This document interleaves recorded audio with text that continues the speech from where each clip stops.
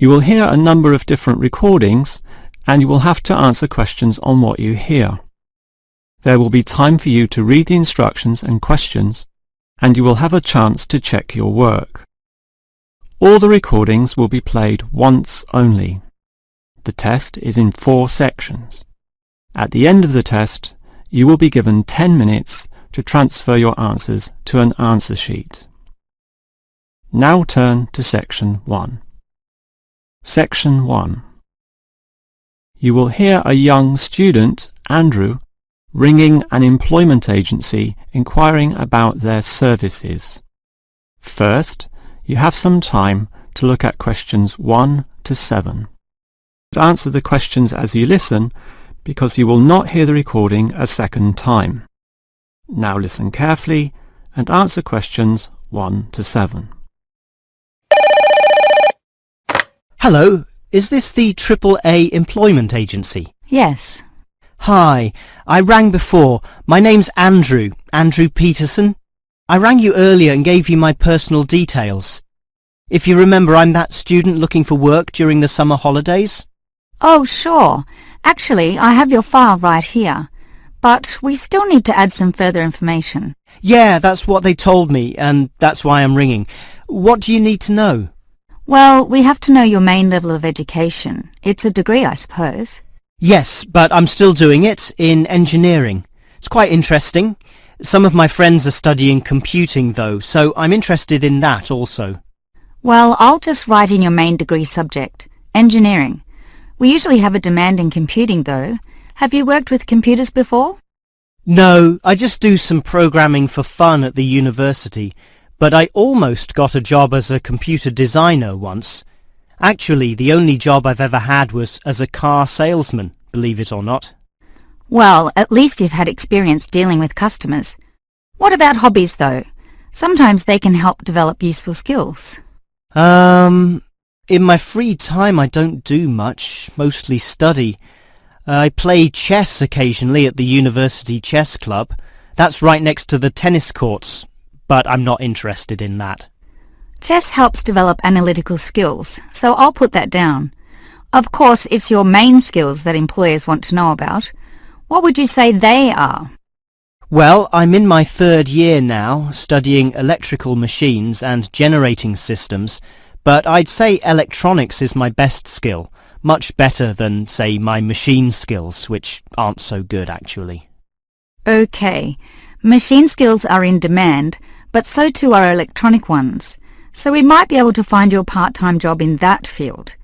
But what sort of money do you expect to get? Oh, anything really. I'd want the standard payment, let's say. What's normal? 1,000 a month? 1,500? I'll just put $1,200, okay? That's fine by me. When can you start? Say, within 2 days? Easily. Actually, less. In fact, just give me a ring and I'll be able to start immediately. Although I admit it'll take me a few days to get used to getting up early in the morning. Okay, that's just about it. Unless you'd like to add anything else which may help with your application? Not really. I ride a motorbike, but that's unimportant. I'm friendly, but every applicant claims that, right? I can speak another language.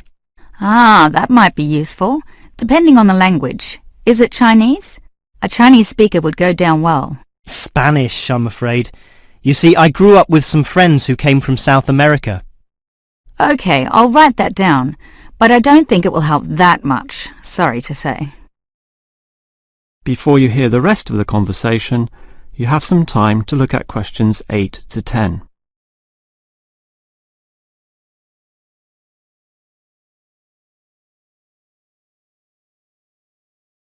Now listen and answer questions 8 to 10. Well, thanks for your help, and hopefully I'll get a job soon. But can I just ask one more question? Sure.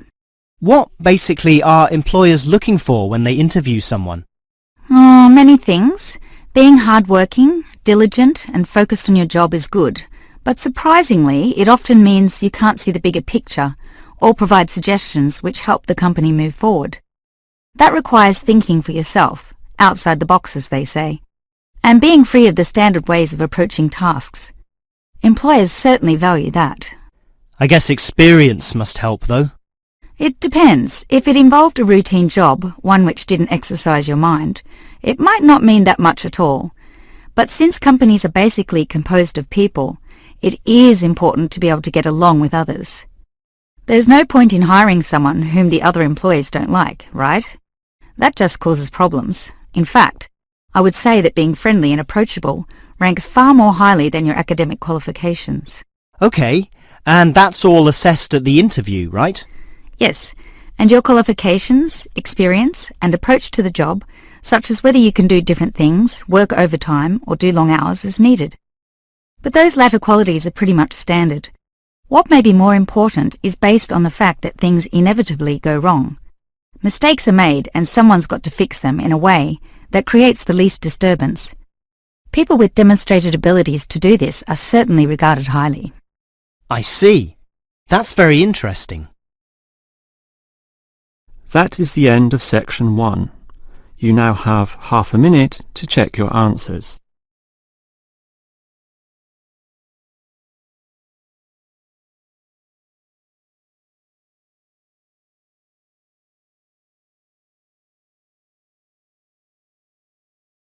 Now turn to section 2.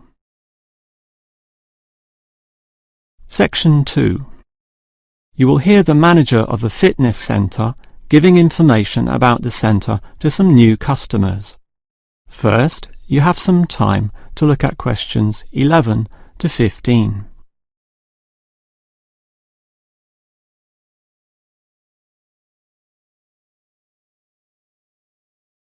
Now listen carefully and answer questions 11 to 15.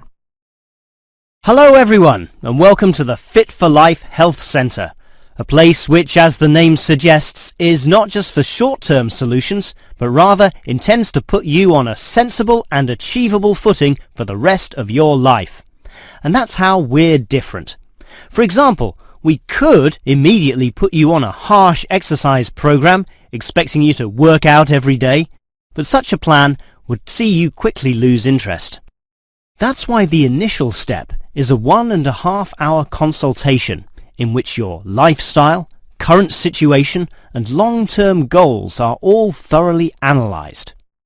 Now, an important part of this consultation involves analysing what you eat. There's no point exercising here and losing weight, then putting it all back on later. You will need to show self-control and discipline in your diet, and we'll work on that. Similarly, we'll put you on an exercise regime suitable for your level of fitness. So that will involve a test where we will take you through some activities, then measure your heart rate and blood pressure to determine how fit you are.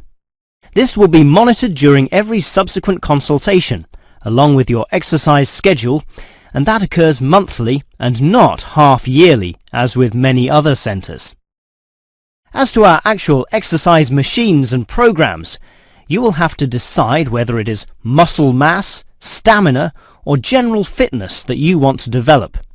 Think about which of these 3 you want to target, and we'll design a specific program for you. But remember, bulging muscles aren't necessarily suitable for everyone. Sometimes it's better to think in terms of 2 simple concepts: muscle definition and stamina, or, if you are female, being fit and healthy, in both mind and body. Before you hear the rest of the talk, you have some time to look at questions 16 to 20.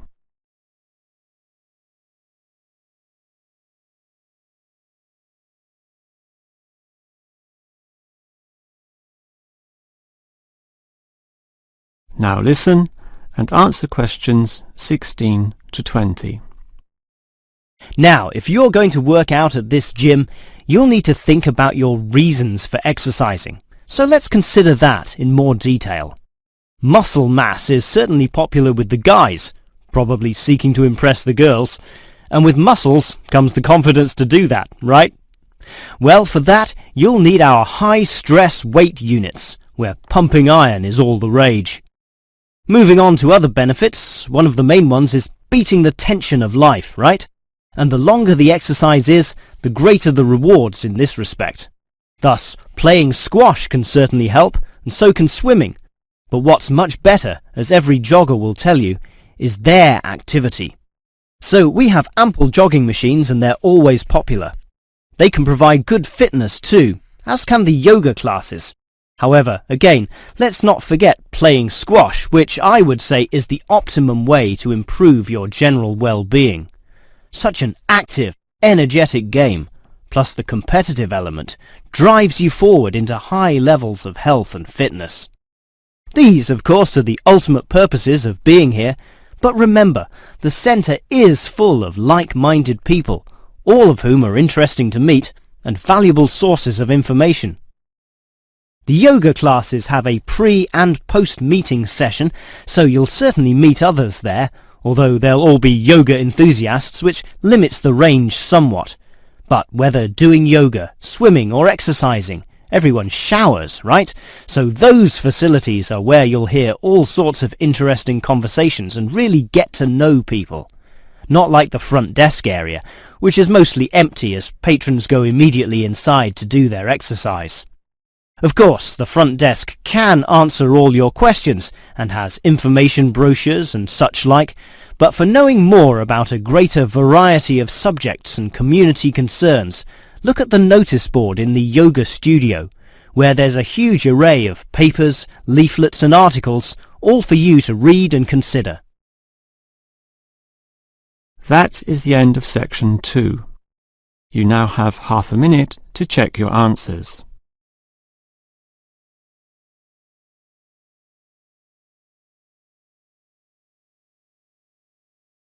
Now turn to section 3. Section 3. You will hear two faculty directors talking about which person in their university to promote. First, you have some time to look at questions 21 to 25.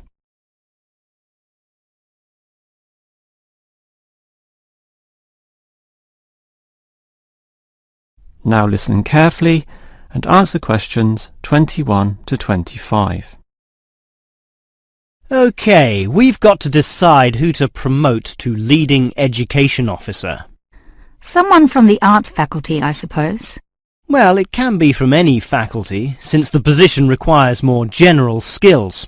Handling personnel, settling disputes and motivating them to focus on the task.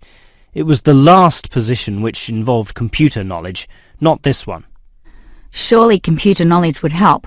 So too would knowledge in the arts. Sure, it would help, but the key criterion is being able to direct the staff appropriately.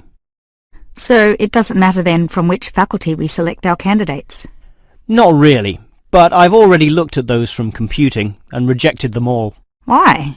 They're all too new, lacking in sufficient experience, whereas these ones from the business faculty are long-timers, so we'll take someone from there. I suppose you're right. The arts faculty doesn't present much in the way of suitable candidates either.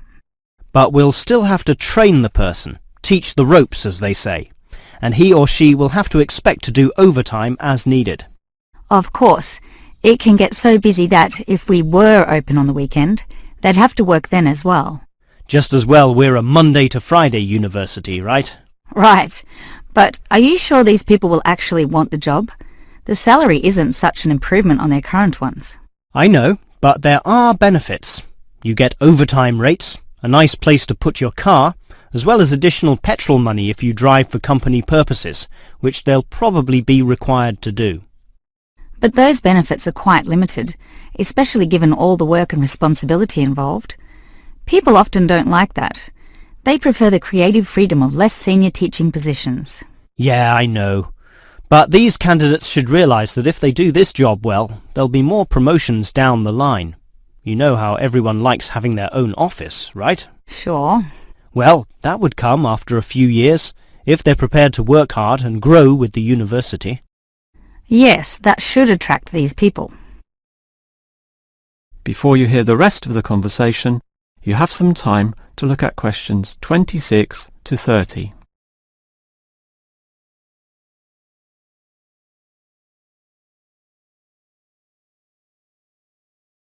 Now listen and answer questions 26 to 30.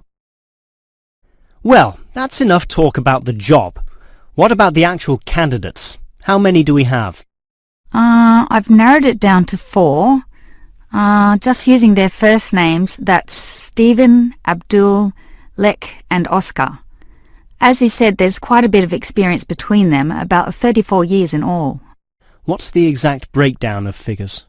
Abdul and Stephen both have 7 years. Lek has 1 more, and Oscar is the most experienced at 12. But who's the most qualified? Stephen and Abdul have an MBA. Oh, sorry, Abdul's got something called a MBP, some foreign thing which translates as Master of Business Practice. I'm not sure what that is, but does he do the job well? Very well, apparently. Better than Lek and Oscar, who hold a degree and some certificates respectively. But we have to think about any drawbacks. You know, possible issues with any of them. I asked the respective deans for feedback, and I found out that Stephen, the younger one, drinks a bit. So he has a problem with alcohol? No, he never drinks to excess, but at the bar he's often expressed his intention of moving on, of teaching abroad. Ah, he's not stable. Not stable at all, apparently. We'll never know for how long he'll hold the job. We need stable personnel, and people without family problems or sick relatives like the last guy we promoted. What about Abdul, then? Will he do? He might do, except his English language ability is limited. It's functional, but a bit broken, and meaning is sometimes lost. That's not the problem with the next candidate, Lek, who has good language ability, but this job involves handling people, and his dean says Lek's attitude is bad. In what way? His manners are okay, and he's interested in his job, but he believes there should always be adequate leisure in life. He definitely won't work overtime and complains a lot already about his job. But this last candidate, Oscar, is probably not the right one either. Why not? Not another problem with language. His first language isn't English, but he speaks it well enough. He's stable with a good attitude, but his age is the problem. Age is not a problem. That would be ageism, and I don't believe in that. But with his age comes health problems as well, and serious ones at that. Oh, that might be an issue then. That is the end of section 3. You now have half a minute to check your answers.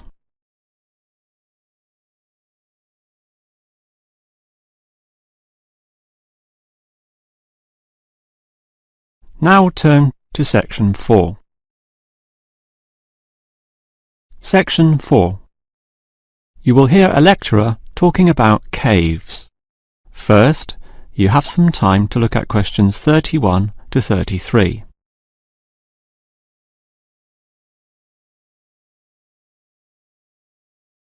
Now listen carefully and answer questions 31 to 33. If there is one natural feature which has long fascinated man, it is caves, those natural underground spaces into which people can enter. No known cave in the world can exist without it being extensively explored, whether it be in remote areas, such as the Clearwater Cave in Borneo, or immensely long and difficult, such as Mammoth Cave in America. Or perhaps the most challenging, those caves below the water table, full with water, in which case the exploration is known as cave diving. Whatever the case, if the caves are known, as complex and difficult as they usually are, they will be explored. The formal name for the study of caves is speleology, and involves many disciplines such as chemistry, geology, biology, and cartography, or the science of making accurate maps, since the largest caves can be hundreds of kilometers long and highly complicated. If the exploration is just for fun, the activity is known as caving. But with the difficulties and dangers involved, the average caver is often involved with one of these speleological sciences. As for the number of caves in the world, research suggests that only a fraction have been found and documented, mostly in the areas in which caving has long been a popular activity, such as in America, France, or Australia. China, for example, has huge areas of limestone bedrock, prime material for cave formation, and logically must contain among the largest number of caves in the world. Yet only few are documented due to the lack of interest in caving there. Thus, as exploration continues, new caves will be discovered, and it is likely that the numbers could radically change in the future. Before you hear the rest of the lecture, you have some time to look at questions 34 to 40.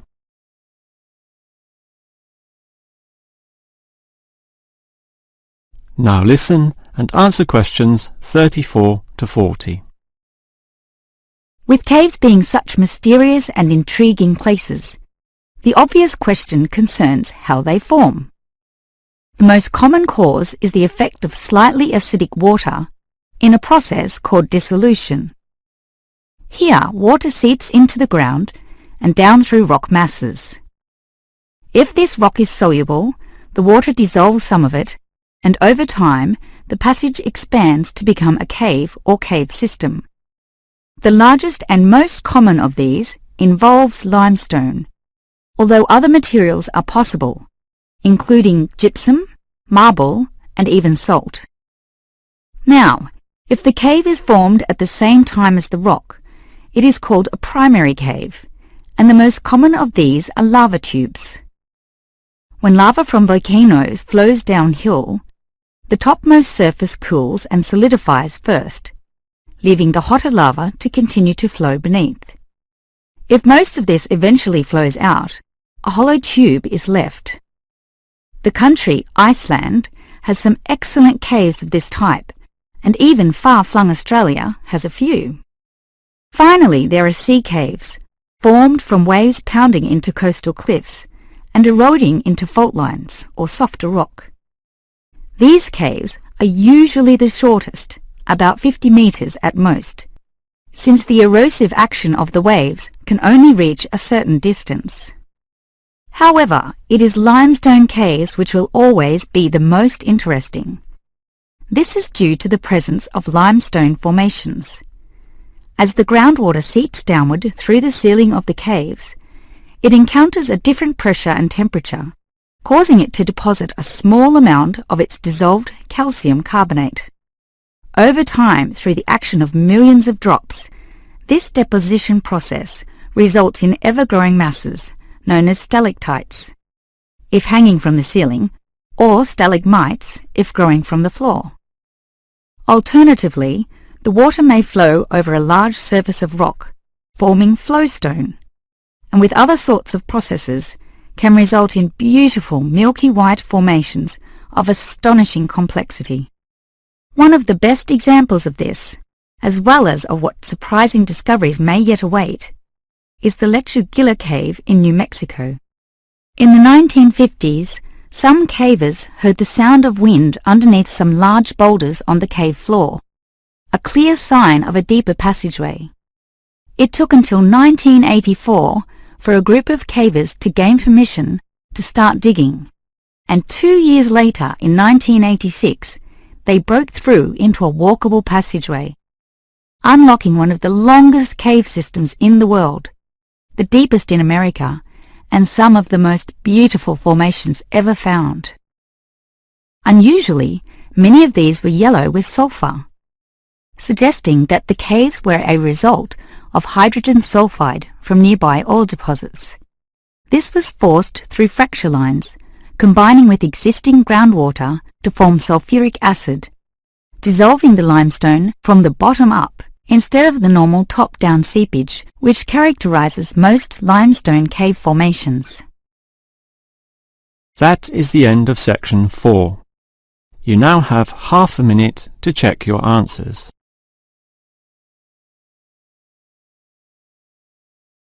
That is the end of the listening test.